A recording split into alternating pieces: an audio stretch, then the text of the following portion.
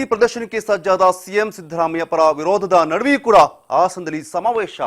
ಸ್ವಾಭಿಮಾನಿ ಸಮಾವೇಶದ ಹೆಸರಿನಲ್ಲಿ ಸಿದ್ದರಾಮಯ್ಯ ಕಮಾಲ್.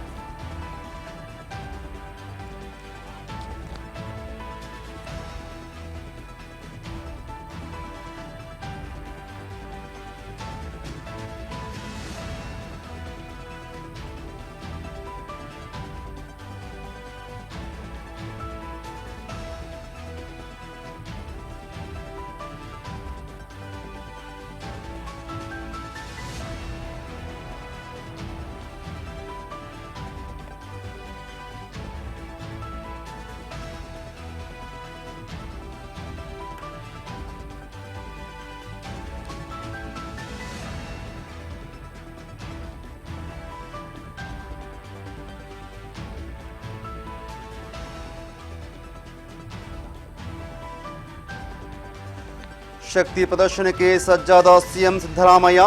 ವಿಪಕ್ಷ ವಿರುದ್ಧವೋ ಅಥವಾ ಪಕ್ಷದ ಹಿತಶತ್ರುಗಳ ವಿರುದ್ಧವೋ ಈ ಸಮಾವೇಶ. ಶಕ್ತಿ ಪ್ರದರ್ಶನಕ್ಕೆ ಈಗ ಸಿದ್ದು ಆಪ್ತರ ಉತ್ಸಾಹಕ್ಕೆ ಇನ್ನೊಂದು ಬಣದ ನಾಯಕರು ಕೂಡ ಸಿಡಿಮಿಡಿಕೊಂಡಿರುವಂಥದ್ದು. ಹಾಸನದಲ್ಲಿ ಇದೇ ಡಿಸೆಂಬರ್ 5ಕ್ಕೆ ಭರ್ಜರಿ ಸಮಾವೇಶ ನಡೀತಿದೆ. ಅದರ ಸಿದ್ಧತೆ ಕೂಡ ಭರ್ಜರಿಯಾಗಿ ನಡೀತಾ ಇದೆ.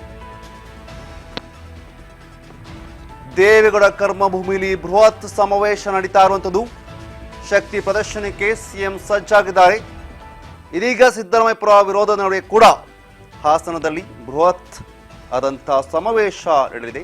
ಇದೇ ಡಿಸೆಂಬರ್ 5ರಂದು ಹಾಸನದಲ್ಲಿ ಬೃಹತ್ ಸಮಾವೇಶ ನಡೆಯಲಿದ್ದು ಅದರ ಸಿದ್ಧತೆ ಕೂಡ ಭರ್ಜರಿಯಾಗಿ ನಡೀತಾ ಇದೆ. ನೀವೀಗ ದೃಶ್ಯಗಳಲ್ಲಿ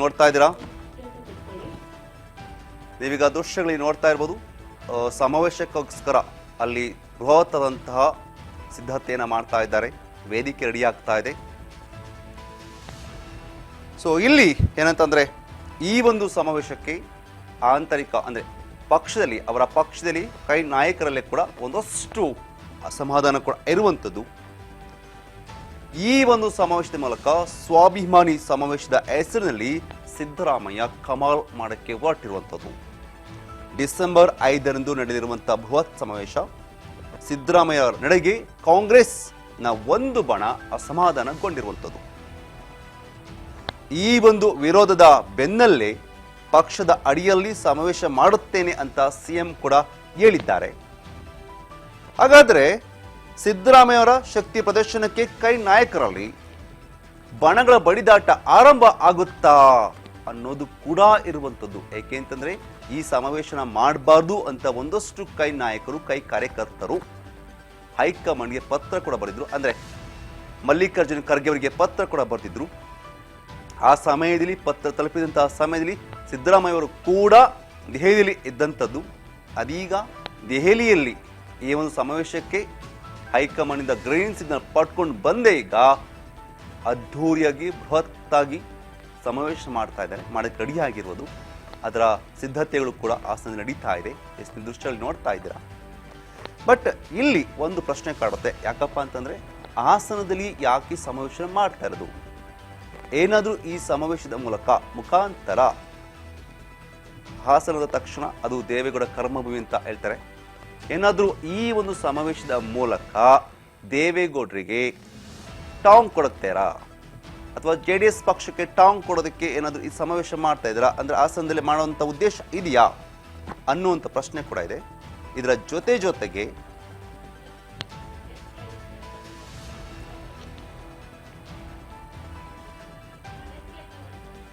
ಈಗಾಗಲೇ ಶಕ್ತಿ ಪ್ರದರ್ಶನಕ್ಕೆ ಸಿಎಂ ಸಿದ್ದರಾಮಯ್ಯ ರೆಡಿಯಾಗಿರುವಂಥದ್ದು. ಈ ಬಗ್ಗೆ ಮಾತಾಡೋಕೆ ಜೊತೆ ಈಗ ಡೆಸ್ಕ್ನಿಂದ ನೇರ ಸಂಪರ್ಕದಲ್ಲಿ ಬಸವರಾಜ್ ಒಗಾರಿದ್ದಾರೆ. ಬಸವರಾಜ್, ನಾವು ಮಾತಾಡ್ತಾ ಇದ್ದೀವಿ. ಈಗ ನನಗೆ ಒಂದಷ್ಟು ಅನುಮಾನ ಇರುವಂಥದ್ದು, ಹಾಸನದಲ್ಲಿ ಯಾಕೆ ಸಮಾವೇಶನ ಮಾಡ್ತಾ ಇದ್ದಾರೆ? ಈ ಒಂದು ಸಮಾವೇಶದಿಂದ ಏನಾದ್ರೂ, ಯಾಕೆಂದ್ರೆ ಹಾಸನದ ತಕ್ಷಣ ಎಲ್ಲ ನೆನಪಿ ಬರೋದು ದೇವೇಗೌಡರು ಅವರ ಕರ್ಮಭೂಮಿ ಅಂತ ಬರುತ್ತೆ.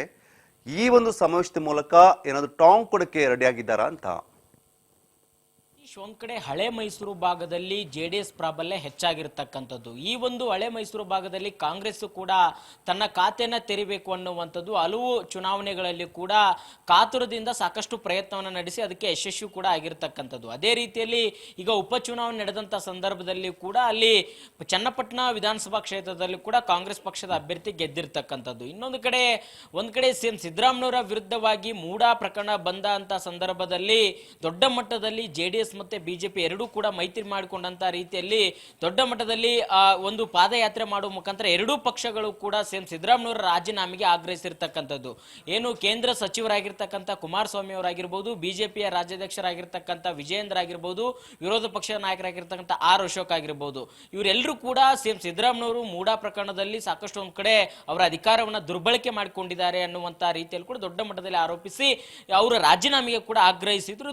ದೊಡ್ಡ ಮಟ್ಟಿಗೆ ಸಿಎಂ ಸಿದ್ದರಾಮಯ್ಯನವರು ಕೂಡ ಏನು 40ಕ್ಕೂ ಹೆಚ್ಚು ಅವರ ರಾಜಕೀಯ ಜೀವನದ ಒಂದು ಅವಧಿಯಲ್ಲಿ ಇದು ದೊಡ್ಡ ಮಟ್ಟದಲ್ಲಿ ಇದು ಕಪ್ಪು ಚುಕ್ಕೆ ಎಂಬಂತೆ ಅವರಿಗೆ ಕಾಡ್ತಾ ತೊಡಗಿತ್ತು. ಹಾಗಾಗಿ ಈ ಒಂದು ಹಿನ್ನೆಲೆಯಲ್ಲಿ ಸಿಎಂ ಸಿದ್ದರಾಮಯ್ಯನವರಿಗೆ ಎಲ್ಲೋ ಒಂದ್ ಕಡೆ ಅವರನ್ನ ರಾಜಕೀಯವಾಗಿರ್ತಕ್ಕಂಥ ಷಡ್ಯಂತ್ರ ಮಾಡ್ತಾ ಇದ್ದಾರೆ. ಇದರಲ್ಲಿ ಪ್ರಮುಖವಾಗಿ ಜೆಡಿಎಸ್ ನ ನಾಯಕರು ಕೂಡ ಇದರಲ್ಲಿ ಮುಂದಾಳತ್ವ ವಹಿಸ್ತಾ ಇದ್ದಾರೆ. ಹಾಗಾಗಿ ನಾವು ಇದೇ ಭಾಗದಲ್ಲಿ ಹಳೆ ಮೈಸೂರು ಭಾಗದಲ್ಲಿ ಯಾವ ರೀತಿ ಅವರು ಪಾದಯಾತ್ರೆ ಮಾಡಿದ್ದಾರೆ ಅದೇ ಒಂದು ಭಾಗದಲ್ಲೇ ನಾವು ದೊಡ್ಡ ಮಟ್ಟದ ಒಂದು ಶಕ್ತಿ ಪ್ರದರ್ಶನ ಮಾಡಬೇಕು ಅನ್ನುವಂತ ನಿಟ್ಟಿನಲ್ಲಿ ಕೂಡ ಸಿಎಂ ಸಿದ್ದರಾಮಯ್ಯನವರು ಮುಂದಾಗಿರ್ತಕ್ಕಂಥದ್ದು. ಈ ಒಂದು ನಿಟ್ಟಿನಲ್ಲಿ ದೇವೇಗೌಡರ ಒಂದು ಏನು ತವರು ಜಿಲ್ಲೆ ಆಗಿರ್ತಕ್ಕಂಥ ಹಾಸನದಲ್ಲೇ ಒಂದು ದೊಡ್ಡ ಮಟ್ಟದ ಶಕ್ತಿ ಪ್ರದರ್ಶನಕ್ಕೆ ಸಜ್ಜಾಗಿರ್ತಕ್ಕಂಥದ್ದು. ಡಿಸೆಂಬರ್ 5ರಂದು ಏನು ಅಹಿಂದ ಒಕ್ಕೂಟಗಳ ಒಂದು ಸಂಯೋಜನೆ ಜೊತೆ ಮತ್ತೆ ಹಲವಾರು ದಲಿತ ಪರ ಸಂಘಟನೆಯ ಒಂದು ಅವರ ಒಂದು ಜೊತೆ ಕೂಡ ದೊಡ್ಡ ಮಟ್ಟದಲ್ಲಿ ಸಮಾವೇಶ ಮಾಡಲಿಕ್ಕೆ ಈಗಾಗಲೇ ಸಿಎಂ ಸಿದ್ದರಾಮಯ್ಯನವರ ಆಪ್ತ ಬಣದಲ್ಲಿ ಗುರುತಿಸಿಕೊಂಡಿರ್ತಕ್ಕಂಥ ಸಚಿವರು, ಶಾಸಕರು ಎಲ್ಲರೂ ಕೂಡ ಸೇರ್ಕೊಂಡು ಈಗಾಗಲೇ ಅಲ್ಲಿ ಸಕಲ ಸಿದ್ಧತೆಯನ್ನು ಕೂಡ ಮಾಡಿಕೊಂಡಿರ್ತಕ್ಕಂಥದ್ದು. ಸುಮಾರು 2 ಲಕ್ಷಕ್ಕಿಂತ ಹೆಚ್ಚು ಜನರನ್ನ ಸೇರಿಸುವ ಮುಖಾಂತರ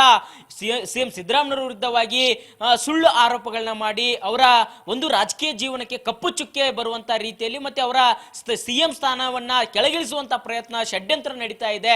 ಹಾಗಾಗಿ ಇದಕ್ಕೆ ಒಂದು ತಿರುಗೇಟನ್ನ ಕೊಡಲೇಬೇಕು ಅನ್ನುವಂತ ನಿಟ್ಟಿನಲ್ಲಿ ಸಿಎಂ ಸಿದ್ದರಾಮಯ್ಯನವರ ಆಪ್ತ ಬಣ ಮತ್ತೆ ಸಿಎಂ ಸಿದ್ದರಾಮಯ್ಯನವರು ಕೂಡ ಮುಂದಾಗಿರ್ತಕ್ಕಂಥದ್ದು. ಒಂದು ಕಡೆ ಮಾಜಿ ಪ್ರಧಾನಿ ದೇವೇಗೌಡರು ಸಹಿತ ಸಿದ್ದರಾಮಯ್ಯನವರ ಗರ್ವಭಂಗ ಮಾಡ್ತೀವಿ, ಕಾಂಗ್ರೆಸ್ ಸರ್ಕಾರನ ಉಳಿಸ್ತೀವಿ ಅನ್ನುವಂತ ನಿಟ್ಟಿನಲ್ಲಿ ಕೂಡ ಸಾಕಷ್ಟು ಒಂದು ರೀತಿಯಲ್ಲಿ ರೋಷಾವೇಶವಾಗಿ ಮಾತನಾಡಿದ್ರು. ಹಾಗಾಗಿ ಉಪಚುನಾವಣೆಯಲ್ಲಿ ಗೆದ್ದಿರ್ತಕ್ಕಂಥ ಕಾಂಗ್ರೆಸ್ ಪಕ್ಷದ ಅಭ್ಯರ್ಥಿಯನ್ನು ಗೆದ್ದಿದ್ದಾರೆ ಚನ್ನಪಟ್ಟಣ ವಿಧಾನಸಭಾ ಕ್ಷೇತ್ರದಲ್ಲಿ. ಅದಾದ ಬಳಿಕ ಸಿಎಂ ಸಿದ್ದರಾಮಯ್ಯನವರು ಕೂಡ ಪತ್ರಿಕಾಗೋಷ್ಠಿಯಲ್ಲಿ ಕೂಡ ಇದೇ ಮಾತನ್ನು ಕೂಡ ಹೇಳಿದ್ರು.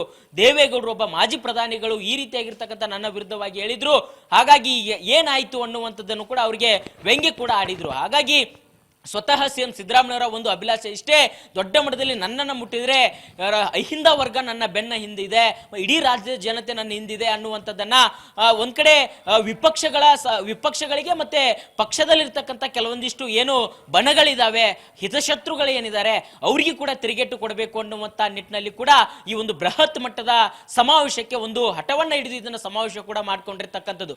ಇದಕ್ಕೆ ಪಕ್ಷದಲ್ಲಿ ಅಸಮಾಧಾನ ಇದೆ, ಕೆಲವೊಂದಿಷ್ಟು ಶಾಸಕರು ಕೆಲವೊಂದಿಷ್ಟು ನಾಯಕರು ಕೂಡ ಅಸಮಾಧಾನ ವ್ಯಕ್ತಪಡಿಸಿದರೆ ಈ ಬಗ್ಗೆ ಎಐಸಿಸಿಯ ಅಧ್ಯಕ್ಷರಾಗಿರ್ತಕ್ಕಂಥ ಮಲ್ಲಿಕಾರ್ಜುನ್ ಖರ್ಗೆ ಅವರು ಕೂಡ ಪತ್ರ ಬರೆದಿದ್ದಾರೆ.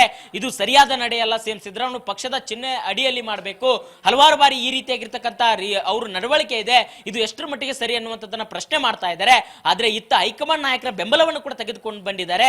ಏನು ಎಐಸಿಸಿ ನಾಯಕರಾಗಿರ್ತಕ್ಕಂಥ ರಾಹುಲ್ ಗಾಂಧಿ ಅವರು ಮತ್ತೆ ಪ್ರಿಯಾಂಕಾ ಗಾಂಧಿ ಅವರನ್ನ ಮತ್ತೆ ರಾಜ್ಯ ಕಾಂಗ್ರೆಸ್ ಉಸ್ತುವಾರಿಯಾಗಿರ್ತಕ್ಕಂಥ ಸುರ್ಜೇವಾಲಾ ಅವರನ್ನು ಕೂಡ ಭೇಟಿ ಮಾಡಿ ಅವ್ರದ್ದು ಕೂಡ ಅನುಮತಿ ಪಡೆದುಕೊಂಡಿದ್ದಾರೆ. ಇನ್ನೊಂದು ಕಡೆ ಅವ್ರನ್ನೂ ಕೂಡ ಈಗ ಈ ಒಂದು ಸಮಾವೇಶಕ್ಕೆ ಬರುವಂತೆ ಕೂಡ ಆಹ್ವಾನ ಕೂಡ ಕೊಟ್ಟಿರ್ತಕ್ಕಂಥದ್ದು. ಹಾಗಾಗಿ ಇದನ್ನೆಲ್ಲವನ್ನ ನೋಡ್ತಾ ಹೋದ್ರೆ ಸಿಎಂ ಸಿದ್ದರಾಮಯ್ಯನವರು ದೊಡ್ಡ ಮಟ್ಟದಲ್ಲಿ ಶಕ್ತಿ ಪ್ರದರ್ಶನಕ್ಕೆ ಸಜ್ಜಾಗಿದ್ದಾರೆ. ಪರ ವಿರೋಧದ ನಡುವೆ ಕೂಡ ಅವರ ಒಂದು ಸಮಾವೇಶಕ್ಕೆ ಸಕಲ ಸಿದ್ಧತೆ ಕೂಡ